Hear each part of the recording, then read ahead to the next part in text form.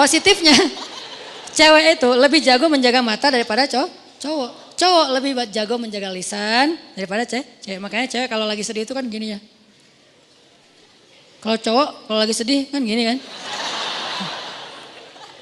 Jadi masing-masing dikasih ujian lah. Kalau cewek mampu menjaga lisan itu jadi jalan ke surganya. Kalau cowok mampu menjaga mata itu jalan ke surganya. Kalau bahasa hadis mah lebih vulgar lagi. 2 yang membuat orang paling sering masuk neraka. 1 lisannya, 2 kemaluannya. Tapi kalau diperjelas lagi kemaluan itu berawal dari mana? Pandangan mata. Jadi artinya ikhtilat gak ada. Cewek di atas, kita di bawah. Walaupun nanti kalau keluar bisa aja sih. Cuman maksudnya nggak kayak di jalan, nggak kayak di mall. Di mall gimana? Kalau di sini gimana pun di luar Instagramnya vulgar. Kalau udah masuk masjid kan minimal kayak agak sopan gitu kan ya. Saya nggak bilang berhijab karena mungkin belum semua berhijab. Lagian itu proses gitu. Saya hargai udah mau ke masjid walaupun belum sempurna hijabnya. Tapi minimal udah sopan. Nggak mungkin kan masuk masjid kayak di sebelah misalnya. Kan beda kan pakaian yang di sebelah sana sama yang di sini. Bangunan sana, building sana sama building ini kan beda nih. Habis dari sini ke sana, innalillah. Kalau habis dari sana ke sini, astagfirullah. Udah dosa, taubat gitu. Kalau ini lagi taubat, dosa lagi kan salah kan. Jadi kayak beda. Nah coba lihat, kalau lihat perilakunya gimana di jalan sama di mall atau di pasar. Kita bisa enggak nih, keluar dari masjid baru kita tunjukin. Saya udah taklim. Tapi minimal udah, la tahkiranna minal ma'rufi syai'a, kata Nabi. Janganlah kalian meremehkan kebaikan walaupun kecil. Walau antal akhaka biwajhin tolik. Walaupun sekedar tersenyum ke wajah saudara. Jangan dianggap remeh, tersenyum juga. Udah kebaikan yang luar biasa, senyum doang. Tapi jangan salah sasaran. Karena kalau senyumnya salah sasaran, jadi seburuk-buruk senyum kan ya. Senyum ada pahala ada yang dosa. Senyumin istri orang dosa kan ya. Senyumnya tapi sewajarnya. Teh gitu. Teteh. Jangan berlebihan lah biasa aja. Apalagi kalau suaminya tipe yang ya emang suaminya harus pencemburuan ya. Suami kalau gak cemburuan namanya apa? Dayus. Jangan salah huruf ya. Dayus. D ya. Siapa itu dayus? Kata Nabi, tidak akan masuk surga seorang dayus. Allah marah kepada dayus. Sahabat juga heran, ini istilah baru nih. Ya Rasulullah, dayus itu siapa? Kata Rasul, dayus itu suami yang ketika istrinya melakukan nusyuz, dia gak cemburu. Nusyuz itu apa? Banyak grade. Grade yang sederhana dalam nusyuz, istrinya misalnya chat lebih dari jam yang ditetapkan. Misalnya kayak agak menurut saya berlebihan lah. Seorang cewek chat sama cowok yang bukan muhrimnya bukan karena darurat jam 11 malam. Harusnya batasnya jam 10 malam. Ini SOP ya buat cewek-cewek. Jangan chat ke cowok yang bukan muhrim kita lebih dari jam 10 malam. Chat itu kan jaringan pribadi kan. Diterjemahin japri lah. Panjang amat. Chat itu kan japri. Jadi kita kayak ngobrol berdua gak darurat. Kecuali darurat ada urusan penting, urusan kerjaan, urusan sosial, urusan apa lagi. Tapi bukan modus. Nanti jangan lupa ya sebelum tidur baca 100 ayat. Soalnya kata Nabi, pakai bawa Nabi lagi ya. Siapa yang sebelum tidur baca 100 ayat, maka dia dicatat sebagai orang yang tidak lalai, kan gitu kan. Karena siapa yang selalu dalam keadaan zikir berarti Allah ingat dia. Fadkuruni adkurkum. Berarti siapa yang sebelum tidur baca 100 ayat, Allah ingat dia sepanjang dia tidur. Sehingga dia tidur dalam keadaan diridhoi oleh Allah. Ya, jangan lupa ya baca 100 ayat. Oh ya, surat apa? Bebas, yang kamu udah lancar aja. Atau kalau misalnya kamu ngantuk, aku aja bacain mewakili kamu. Apa gitu kan ya. Nah, ini namanya modus. Jangan di follow yang kayak gitu-gitu. Oke, jadi jangan lebih dari jam 10 kecuali darurat. Nah, suami yang gak cemburu istrinya chat terus cekikikan, terus emotikonnya guling-guling apa. Nah, ini enggak benar nih. Berarti dia udah mulai kena penyakit dayus, harus cemburu. Enggak ada apa-apa kok, bukan kita curiga sama istri kita atau sama cowok itu. Kita enggak suudzon sama mereka berdua, kita suudzon sama setannya. Mereka dua-duanya orang soleh, yang satunya ustadz lagi tuh. Ustadz, saya lagi sedih nih. Hati-hati, ustadz juga manusia. Saya dipanggil Ustadz. Ustadz pernah tergoda? Hampir. Untung, astagfirullahaladzim. wudhu gitu. Tapi nyesel, kenapa nggak disambung 5 menit lagi. Ustadz juga manusia, jangan mengkultuskan Ustadz. Ustadz mah insya Allah nggak apa-apa. Jangan, kita nggak curigain Ustadz, kita nggak curigain ceweknya, kita curigain setan yang ada di antara mereka. Dan setan itu yajri majrad dam, mengalir di dalam aliran darah kita. Dia tahu banget kelemahan kita di apa. Ada yang kelemahannya emotikon, dia tahu. Akhirnya dibisikin, lo bilang ke orang yang ada di dalam, yang lo sembunyi di tubuh dia. Kan setan kayak saling hati-hatian gitu kan. Roger gitu apa. Setan kan saling kontak-kontakan kan, mereka live terus online. Lo di tubuh dia, gue di tubuh dia ya. Ya udah kita bagi tugas. Kelemahan dia apa? Emotikon. Emotikon yang mana? Yang guling-guling, yang berdarah-darah air mata. Akhirnya aku lagi sedih nih habis dimarahin suami. Oh biasa itu ujian rumah tangga. Mulai curhat. Lama-lama kok Ustadz ini enak diajak curhat ya. Gak seperti suami saya mah orangnya cuek.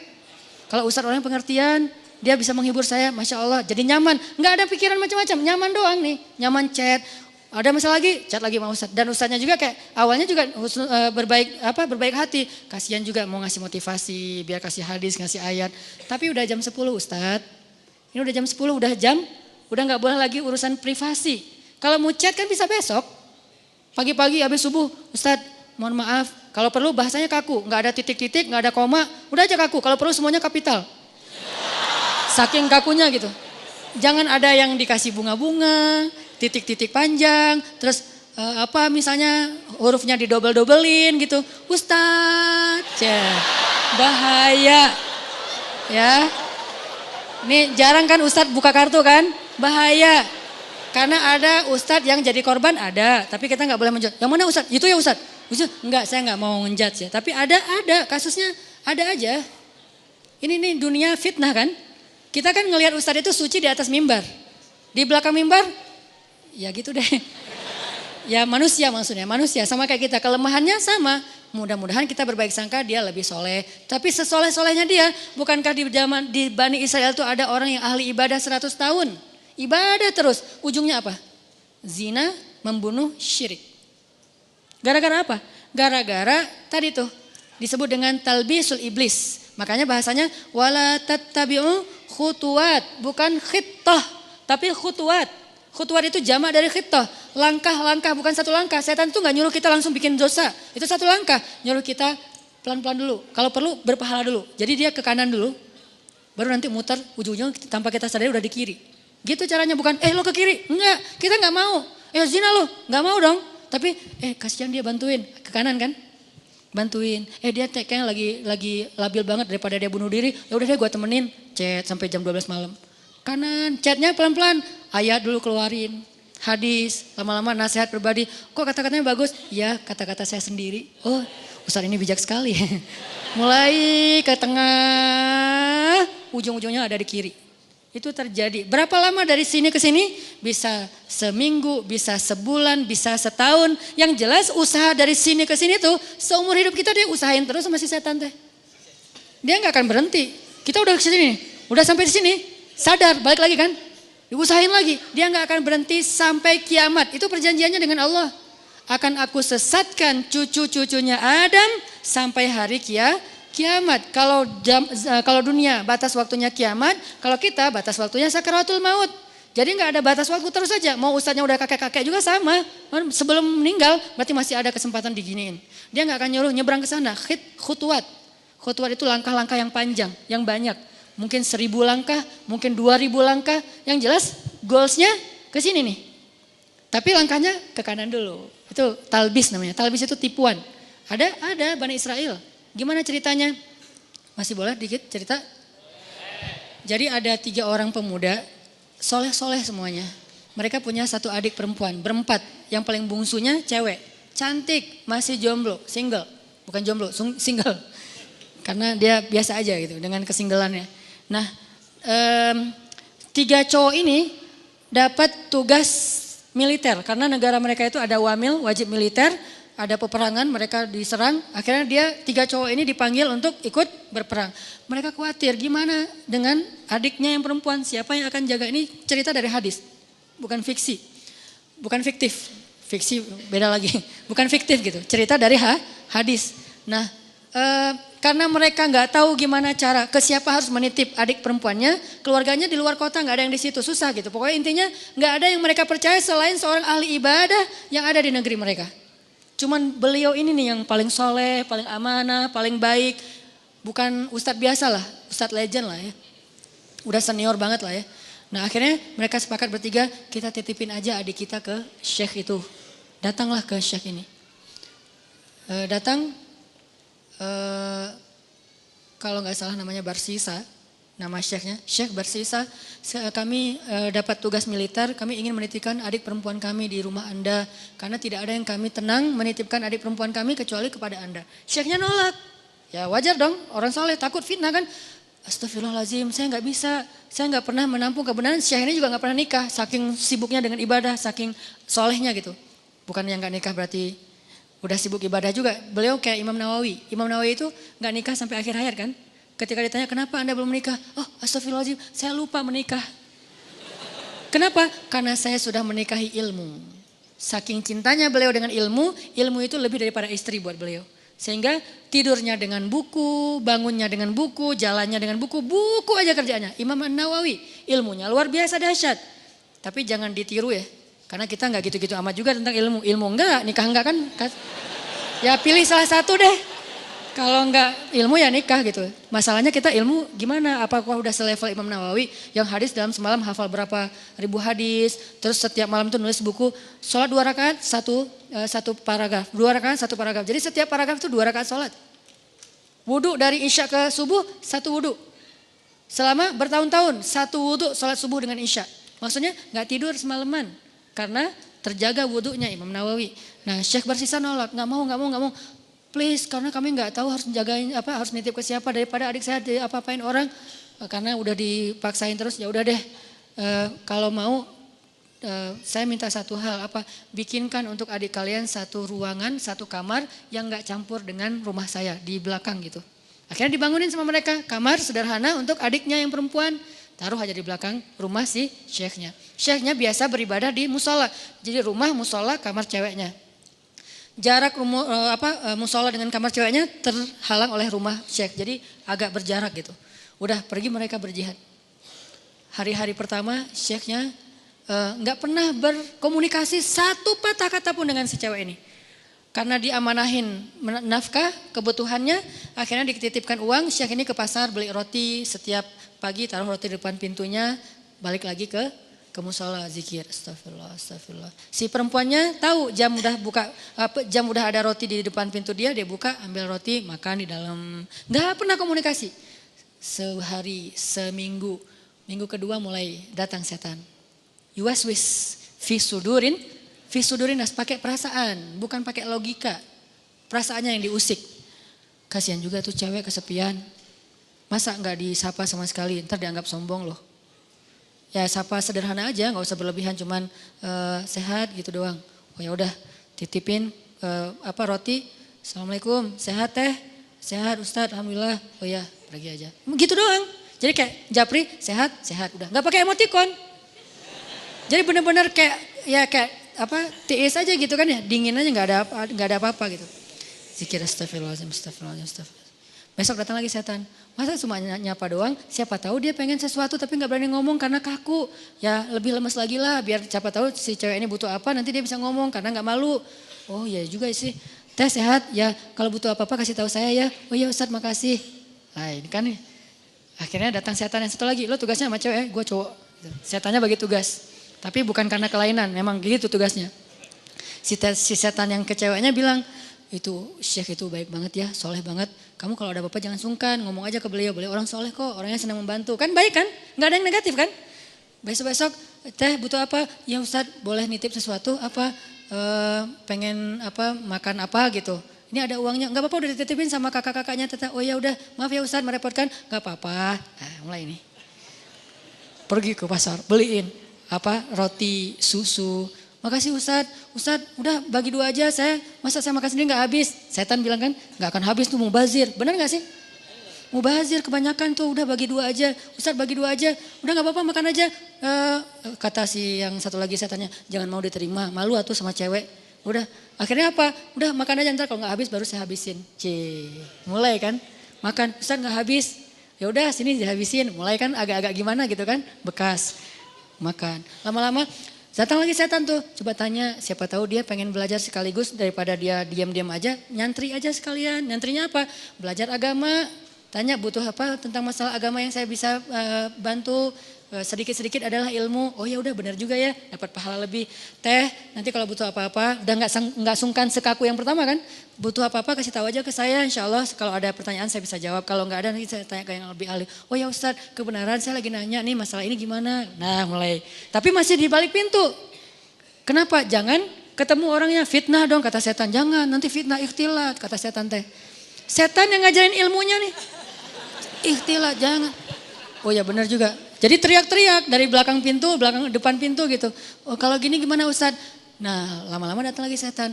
Mungkin sebetulnya si Teta itu ada pertanyaan yang privasi. Nggak enak nanyanya sambil teriak-teriak. Kayak nanya masalah cara membersihkan haid atau apa kan nggak enak teriak. Ustadz cara ngebersihin haid gimana kan nggak enak kan ya? Ya udah kamu lebih dekat lagi duduk depan pintu jangan berdiri. Duduk aja depan pintu baru ngobrol. Oh ya udah teh kalau Teteh butuh tanya apa-apa saya insya Allah siap jawab. Ini nggak perlu teriak-teriak. Oh ya Ustadz di balik pintu.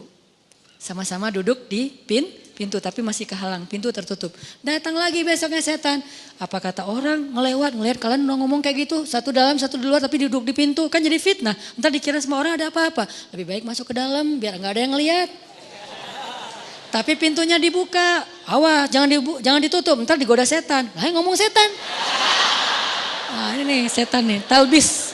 Makanya ada buku tebal ya. Judulnya Talbisul Iblis. Tipu daya, tipu muslihat iblis. Gitu dibawanya ke kanan dulu. Baru ujung-ujungnya ke kiri. Tanpa disadari. Tapi buka pintu ya. Oh iya juga ya nggak boleh tutup pintu. Ntar jadi ikhtilat lagi. Ntar setan lagi. Padahal dari tadi juga setan. Udah teh boleh di dalam aja nggak enak dilihat orang. Oh ya Ustaz nggak apa-apa. Yang bagian ceweknya bilang nggak apa-apa dia orangnya amanah. Nggak usah khawatir. Gitu kan. Udah aja duduk dekat pintu tapi udah di dalam ruangan. Ngobrol. Udah ketemu orangnya. Beda udah pasti. Pertama cewek ini gak pernah kenal dekat sama cowok. Kedua syekh ini gak kenal dekat sama cewek. Ini adalah kali pertama mereka berinteraksi lawan jenis dan dekat sekarang. Gak ada siapa-siapa. Mulai bercanda. Jangan kaku-kaku amat datu ngantuk taklim teh. Kasih candaan dikit. Ya udah mulai canda. Jadi akrab. Jadi hai. Malu dilihat orang. Masa bercanda tapi kelihatan orang. Udah tutup aja pintunya. Kan udah saling kenal udah saling percaya. Tutup pintunya. Ngobrol. Nauzubillah. Terus dekat. Sampai akhirnya curhat si cewek ini. Namanya manusia pasti semuanya punya masalah kan. Akhirnya dia berani curhat. Ustadz saya udah anggap Ustadz sebagai keluarga saya percaya. Boleh saya curhat masalah pribadi? Curhat. Curhat, buka. Waktu itu masih syariat hijab, cadar. Buka cadarnya. Langsung udah lihat wajahnya, udah kemana-mana, udah setan teh. Setan yang datang udah bukan lagi bab ini. Setan kan gonta-ganti, sesuai dengan kapasitasnya. Sekarang bab yang lain lagi, datang setan yang ahli di bidang yang lain. Udah. Terus aja sampai mereka akhirnya udah akrab, udah tahu semua cerita-ceritanya. Nangis, ceweknya nangis, senangis-nangisnya. Datang setan romantis. Kalau yang pertama gak ngerti romantis, taunya fikih. Kalau sekarang setan jangankan setan, manusia aja ada yang kayak gitu. Dulu Senok Hogranya yang di Aceh tuh. Dia hafal ribuan hadis, hafal Quran 30 juz hanya untuk merusak masyarakat Aceh dengan berstatus ulama kan ya. Itu manusia loh, apalagi setan yang udah lebih legend lagi tuh. Akhirnya setan romantis datang. Kalau cewek lagi nangis kayak gitu jangan didiemin, kasih bahu. Nanti kalau dia tersinggung gimana? Gak akan tersinggung. Cewek kalau lagi kayak gitu dia gak akan tersinggung, dia pasti positif. Jangan kasih bahu pas dia lagi ngomongin masalah agama, kasih bahu pas dia lagi nangis, lagi emosional, itu pasti dia akan terima. Oh gitu ya? Udah Neng. Nah mulai nih akrab, usap-usap. Jadi nauzubillah akhirnya mereka berzina. Udah di sini kan? Udah berzina. Berzina sekali karena udah terlanjur dosa lah. Kagok Udah kagok kan? Udah aja, biasa aja gitu. Udah dosa juga gitu. Jangan manggil syekh lagi lah, manggil A aja. Jadi tadi kan manggilnya syekh, lama-lama ustadz, lama-lama AA. Manggil lah, udah akrab teh, udah zina, ada segala macam, nauzubillah. Ngomongnya juga gak enak. Udah gitu, maaf perempuannya hamil. Perempuannya hamil, Syekh ini takut ketahuan sama kakak-kakaknya. Karena adik perempuan mereka ternyata dihamili sama Syekh ini. Kalut, panik, datang setan kriminal. Bilang, lo udah bikin adiknya, lo gak akan dibiarin hidup. Setannya udah beda ngomongnya. Ngomongnya udah beda. Udah terlanjur, udah lo habisin aja deh. Gak usah banyak mikir, udah lo habisin aja lo sekarang. Udah, gitu-gitu. Udah dihabisin, dibunuh ceweknya. Karena takut ketahuan. Ditakut-takutin sama setan. Pokoknya lo habis, lo malu, semua orang kampung akan mencela kamu dan segala macam. Pokoknya dibikin goyah banget nih Syekh ini. Akhirnya dibunuh, dikubur di belakang rumah. Tapi udah dibisikin sama setan alasannya, modusnya apa? Bilang aja sakit, meninggal, dikuburin. Gak lama, belum juga, baru sehari, kadarullah datang nih kakak-kakaknya. Syekh, assalamualaikum. Waalaikumsalam. Syekh, alhamdulillah kami semuanya selamat. Adik kami di mana? Syekh ini pura-pura sandiwara. Ada apa Syekh? Innalillah, yang sabar ya gitu. Allah mentakdirkan kalian gak ketemu lagi. Baru aja kemarin adik kalian sakit keras dan meninggal. Maafkan saya gak bisa jaga amanah kalian. Innalillah wa inna ilaihi raji'un. Ya gak apa-apa Syekh, di mana kuburnya? Di belakang. Datang doa, pulang aja. Setan kan jahat banget ya. Setan tuh gak pernah berpihak sama kita. Dia itu pengadu domba. Malam setan ini datang ke dalam mimpi ketiga kakak beradik ini. Mimpinya sama. Setan yang sama, gimana gak sama redaksinya. Mimpinya sama. Datang, adik kalian itu gak meninggal sakit. Dibunuh setelah dinodai sama Syekh itu. Buktinya kalau kalian mau tahu, coba kalian gali kuburnya, lihat bekas pembunuhan itu. Kalau datang ke satu, ya anggap aja mimpi. Datang ke yang kedua, sama. Ketiga sama, bangun dari mimpi. Saya mimpi buruk tentang adik, saya juga sama. Apa mimpinya? Diceritain, kok sama ya mimpi kita? Mencurigakan sekali kan? Kok mimpi kita sama? Wah bahaya nih, kita bukan suudzon sama Syekh, tapi kita harus buktiin. Ayo, besoknya mereka diam-diam datang, digali kubur adiknya yang belum kering, yang masih basah tanahnya. Benar ada bekas pembunuhan dan dia dalam keadaan hamil. Syekh ini langsung dibawa ke pengadilan. Dikeroyok sama massa, dibawa ke pengadilan, diputuskan hukuman mati. Di tiang hukuman mati, sebelum dia mati, datang setan yang terakhir. Setan yang paling banyak ilmunya, ulamanya setan. Ini nih setan paling pro nih, datang terakhir. Syekh, kata dia, Syekh tahu selama ini kenapa Syekh sampai di sini? Yang membuat Syekh sampai di sini tuh saya dan geng. Saya and the gang. Kita yang menggoda Syekh dari awal mau menerima cewek itu, kemudian ngasih roti, kemudian mau menyapa, kemudian mau fatwa, kemudian duduk di dalam rumah, kemudian menutup pintu sampai berzina, membunuh dan seterusnya, berbohong, itu semuanya kami. Dan sekarang kamu udah gak bisa ngelak. Hukuman sudah ditetapkan, masyarakat sudah benci sama kamu. Satu-satunya cara kamu selamat sekarang adalah cuman kami yang bisa nolong kamu. Karena kami yang mencelakai kamu. Gimana cara saya bisa selamat? Tunduklah ke saya. Sujud. Kalau kamu sujud ke saya, maka kamu akan kami selamatkan. Ini kesempatan kamu yang terakhir. Itu pedang untuk membancung dia itu udah siap. Orang kayak gitu kan labil banget. Akhirnya dia sujud, dia mengakui setan itu sebagai Tuhan, dipancung, matilah Syekh ahli ibadah 100 tahun ini dalam keadaan pembunuh, pezina, pembohong, dan syirik. Kenapa bisa kayak gitu? La tattabi'u khutuwatis syaiton. Janganlah kalian mengikuti langkah-langkah setan. Dia gak akan langsung nyuruh satu langkah ke kiri. Dia nyuruh ke kanan sekilo. Jauh banget ke kanannya. Sampai gara-gara setan kita jadi ahli ibadah banget. Gara-gara setan nih saya jadi bisa tahajud. Kok bisa? Soalnya dulu saya gak pernah tahajud. Gara-gara ada modus sekarang jadi tahajud. Ya gitu deh. Jadi sekarang awalnya sih modus, lama-lama istiqomah. Masya Allah setan teh.